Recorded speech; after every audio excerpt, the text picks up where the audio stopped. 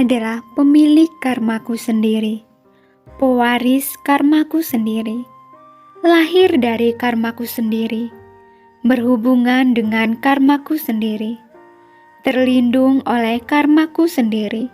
Apapun karma yang kuperbuat, baik ataupun buruk, itulah yang akan kuwarisi. Hendaklah ini seringkali kita renungkan. Mungkin kita sudah sering mendengarkan bait syair tadi. Namun, sudahkah kita pahami bait syair tersebut? Konsep karma adalah salah satu pengetahuan dasar yang ditekankan dalam ajaran Buddha.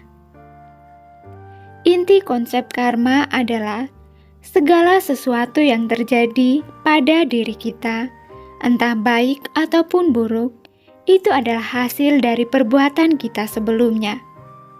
Tidak ada akibat yang muncul tanpa sebab sebelumnya. Kita tidak dapat menolak buah karma, entah baik atau buruk. Jadi, hendaknya kita dapat mawas diri dan tidak menyalahkan orang atau makhluk lain atas kejadian yang tidak menyenangkan yang menimpa pada diri kita.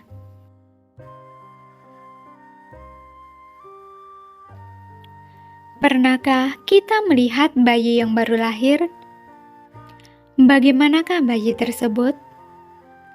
Adakah bayi yang sudah membawa uang, emas, pakaian, rumah, atau kunci mobil dari rahim sang ibu? Tentunya, semua bayi tidak membawa apa-apa saat kelahiran mereka. Walaupun mereka tidak membawa kekayaan duniawi pada saat kelahiran mereka, sesungguhnya mereka membawa kekayaan sejati yang kelak akan mengikuti mereka. Apakah kekayaan sejati yang dimaksud?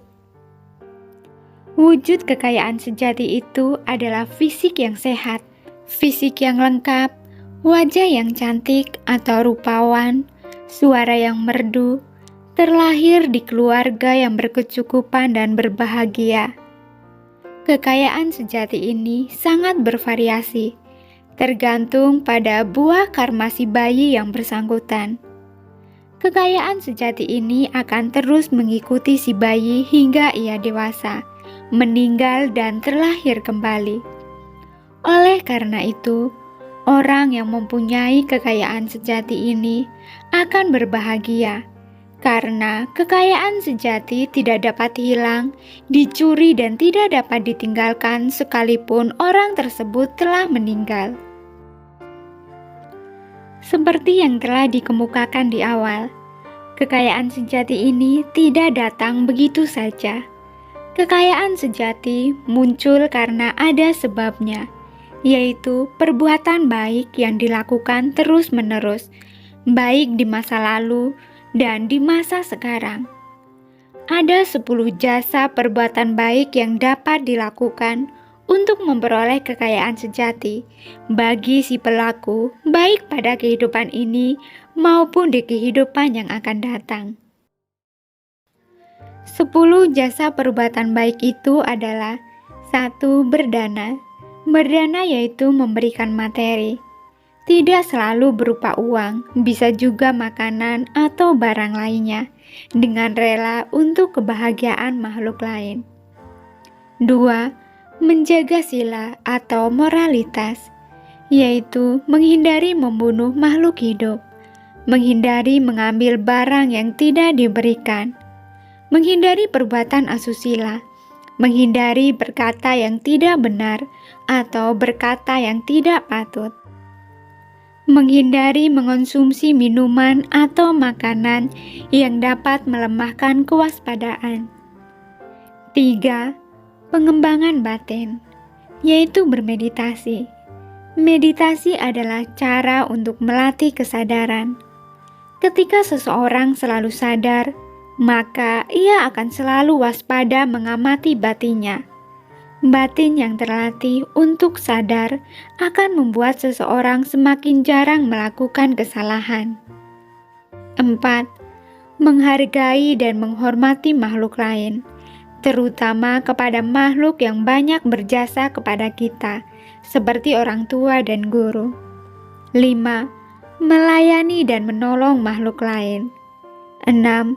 Melimpahkan jasa perbuatan baik kepada leluhur atau makhluk lain. 7. Turut bersimpati atau berbahagia atas perbuatan baik makhluk lain. 8. Belajar dhamma dari berbagai sumber.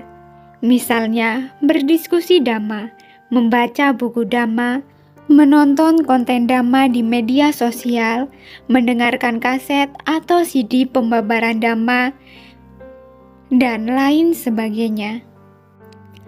Ada banyak manfaat ketika kita belajar dhamma, yaitu kita akan mengetahui hal-hal yang belum pernah kita ketahui sebelumnya.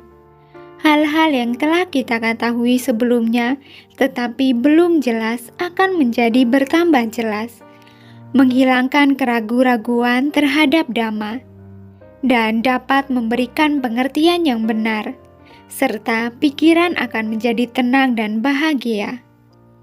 9.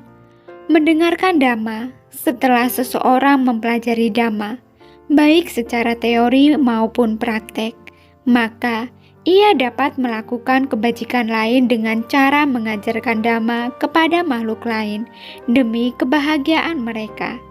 Dan yang ke-10 adalah meluruskan pandangan keliru. Sulitnya menjadi manusia. Suatu ketika Buddha Gotama bertanya kepada para siswanya, "Oh para siswa, beberapa butir debu yang berada di ujung kuku dari jari-jariku ini dibandingkan dengan banyaknya debu yang ada di alam semesta ini, yang manakah yang akan dikatakan lebih sedikit dan yang manakah lebih banyak?" Para siswa menjawab, "Yang Arya, debu yang ada di ujung kuku itu yang lebih sedikit, dan debu yang ada di alam semesta ini yang lebih banyak." Buddha Gotama kemudian bersabda lagi, "Demikian juga, oh para siswa, mereka yang telah meninggal dunia sangat sedikit sekali yang terlahir di alam manusia dan alam dewa, bagaikan beberapa butir debu yang berada di ujung kuku dari jari-jariku ini. Sedangkan mereka yang terlahir di alam yang menyedihkan itu adalah banyak sekali, bagaikan banyaknya debu di alam semesta ini." Semangat praktik dhamma. Makhluk dapat lahir di alam manusia atau dewa karena kebajikan yang dilakukannya. Sedangkan makhluk dapat lahir di alam penderitaan karena kejahatan yang dilakukannya. Berbuat jahat itu mudah, tetapi berbuat baik itu sungguh sulit.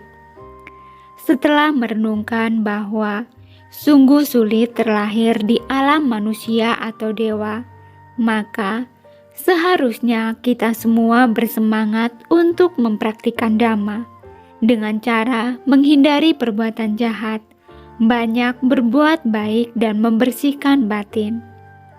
Kehidupan di alam manusia ini terlalu singkat dan terlalu sayang untuk disia-siakan.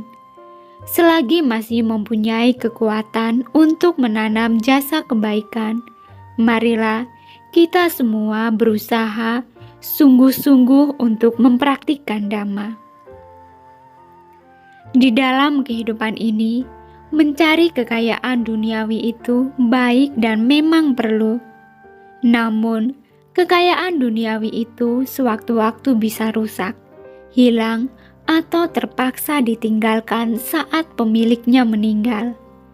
Sedangkan kekayaan sejati itu tidak dapat hilang, dicuri, dan tetap mengikuti pemiliknya, sekalipun ia telah meninggal.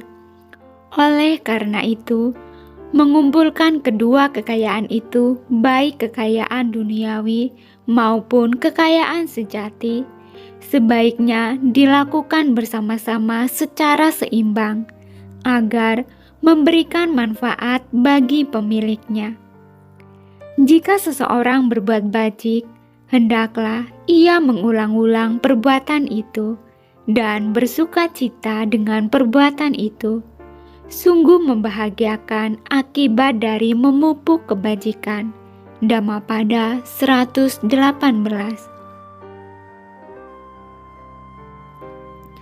Terima kasih sudah menonton, semoga bermanfaat dan semoga Anda berbahagia.